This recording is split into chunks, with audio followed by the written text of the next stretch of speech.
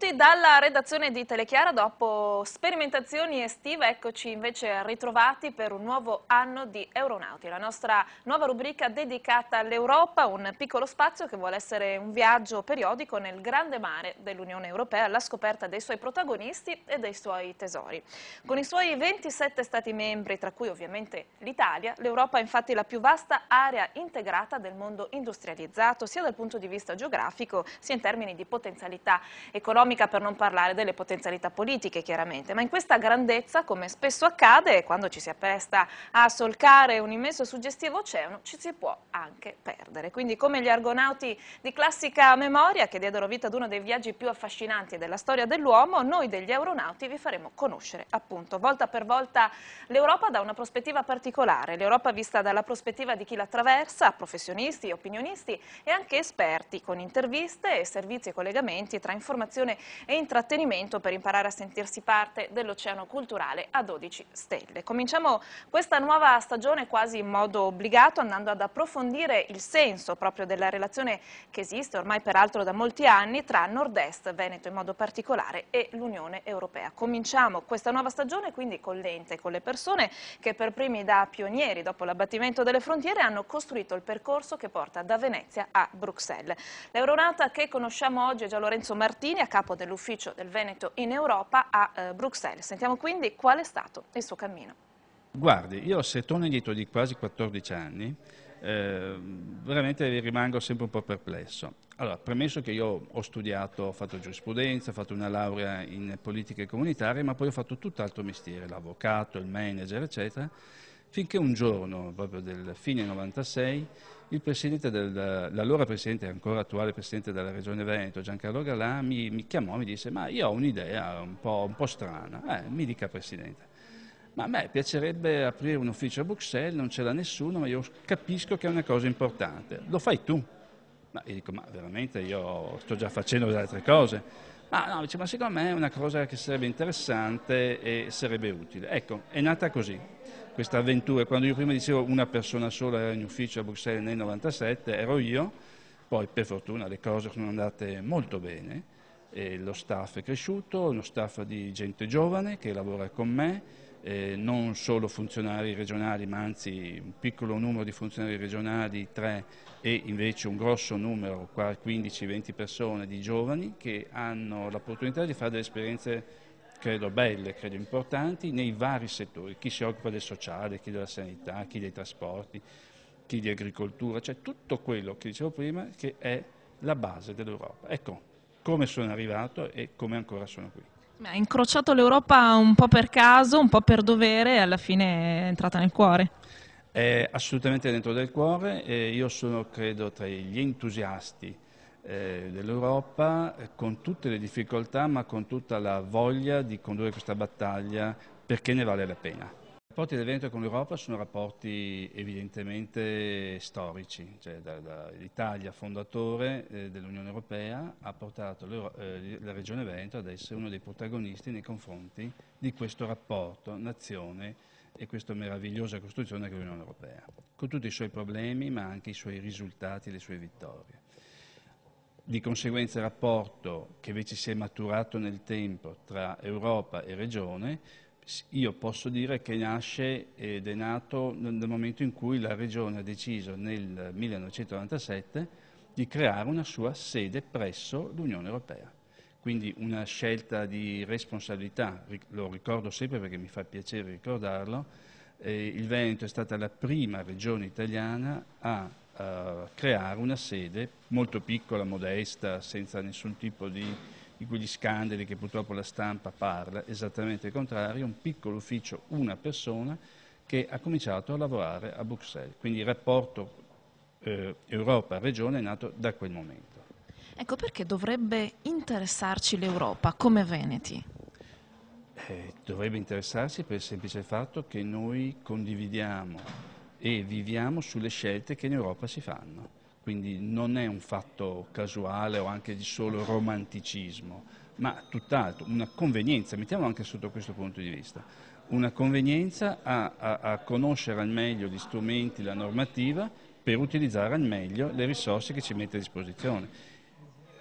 attenzione, in qualunque settore, tranne che nel settore della difesa, cioè parlo dell'esercito, e per ora ancora nella politica estera finché non ci sarà il nuovo trattato di Lisbona, qualunque, ripeto, qualunque altro settore, eccetto questi due che ho detto, politica estera e difesa, sono gestiti, controllati e normati dalla Unione Europea.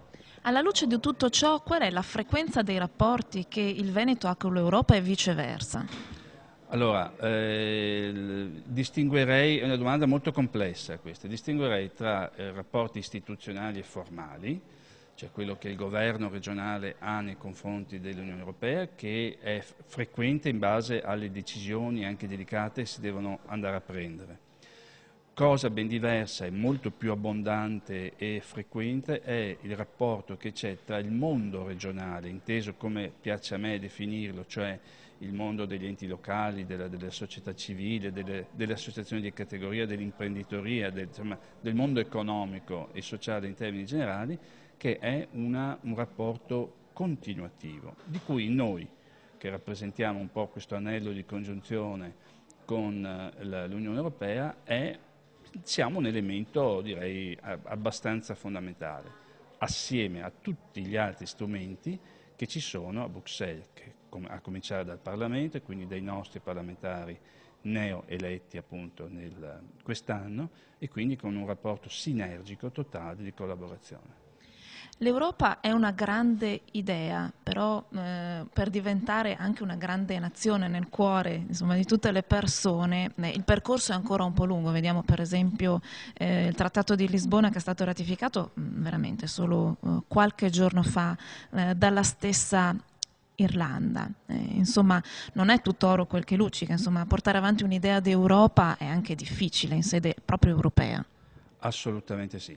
A me piace definire la meravigliosa costruzione dell'Europa, ma non per essere pleonastico, fare paroloni grandi, ma perché senza l'Europa non avremmo fatto nulla del raggiungimento civile ed economico che noi oggi abbiamo. Il fatto stesso che ci siano anche gli euroscettici che siedono in Parlamento europeo è la dimostrazione della grande democrazia, della grande lungimiranza che l'Europa ha, cioè accettare l'autocritica interna per costruire qualcosa di importante. La recente ok da parte degli irlandesi alla ratifica del Trattato di Lisbona è un passaggio fondamentale, manca ancora qualche piccolo dettaglio di qualche altro piccolo paese, e questo risulta anche incomprensibile perché sono paesi che hanno goduto dall'essere inseriti nell'Unione Europea al massimo, quindi è un po' strano che questo succeda, ma fa parte di un gioco.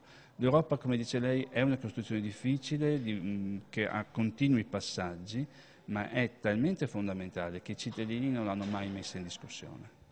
Questo per quanto riguarda i cittadini del passato. Ci sono dei cittadini su cui si sta puntando molto, che sono i cittadini del futuro, che sono i giovani che vedono l'Europa come destino, ma forse che ancora non se lo sentono nella pelle come presente.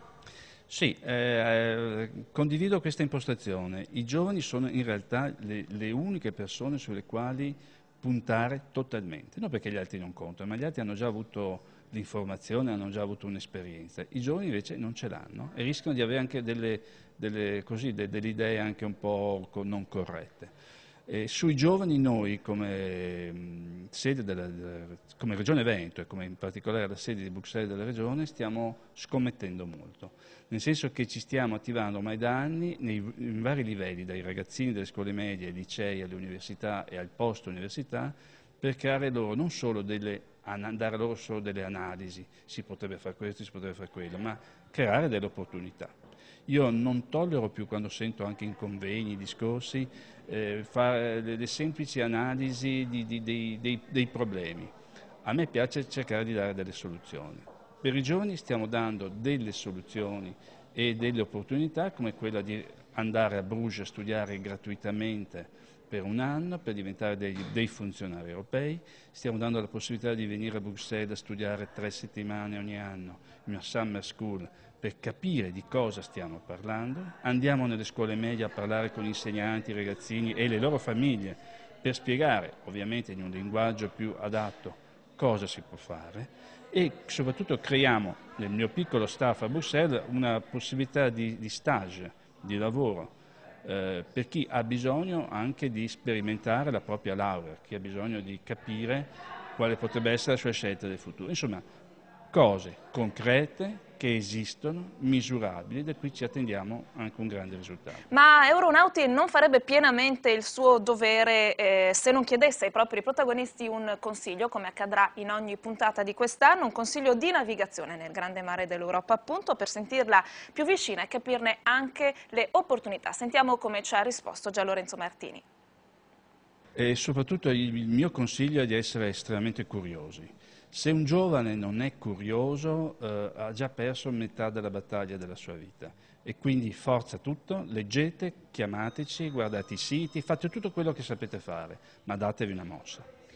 L'Europa è anche partecipazione istituzionale. L'assessore regionale alle relazioni internazionali, sì, perché ne abbiamo uno, che è Isi Coppola, ha partecipato agli Open Day di Bruxelles con alcuni studenti, Euronauti anche questo. Sentiamo cos'è avvenuto. Oggi ha potuto visitare il Collège d'Europe di Bruges, che è un istituto a cui la Regione Veneto tiene molto.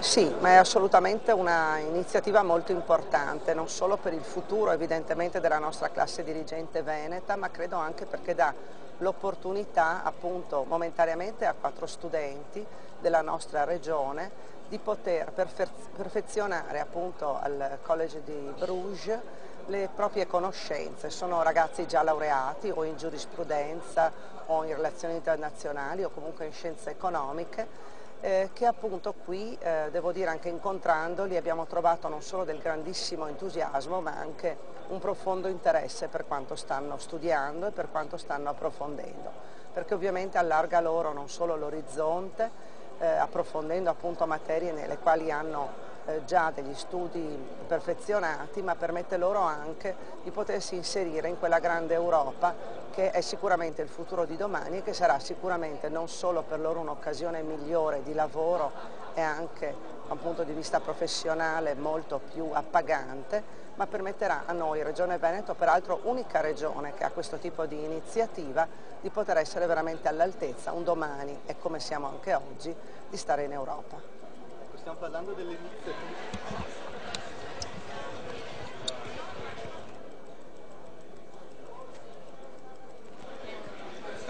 Ecco, l'iniziativa si chiama Il Veneto per l'Eccellenza e quest'anno parte la 3ª edizione. La 3ª edizione parte con una novità importante. Sì, di fatto da quest'anno i ragazzi non saranno più 4 ma saranno 8. Quindi siamo riusciti, grazie appunto all'apporto di alcune fondazioni bancarie e di altre fondazioni private, di poter dare la possibilità a questi ragazzi, ben 8 l'anno prossimo, di stare per un anno qui a Bruges. È un corso di perfezionamento molto importante, peraltro abbiamo potuto vedere anche che nel confronto che loro hanno anche con altri ragazzi italiani che non hanno evidentemente la fortuna di poter avere alle spalle una regione che provvede in qualche modo ai loro studi, loro in qualche modo non è che siano quasi invidiati, però è del tutto evidente che in questo spicca la Regione Veneto come una regione particolarmente attenta non solo alla formazione ma soprattutto alla specializzazione dei propri ragazzi laureati e quindi un domani anche della propria classe dirigente. Ed anche per questa settimana è tutto. Altre coordinate per la navigazione dell'Europa la prossima settimana, sempre con Euronauti. Alla prossima!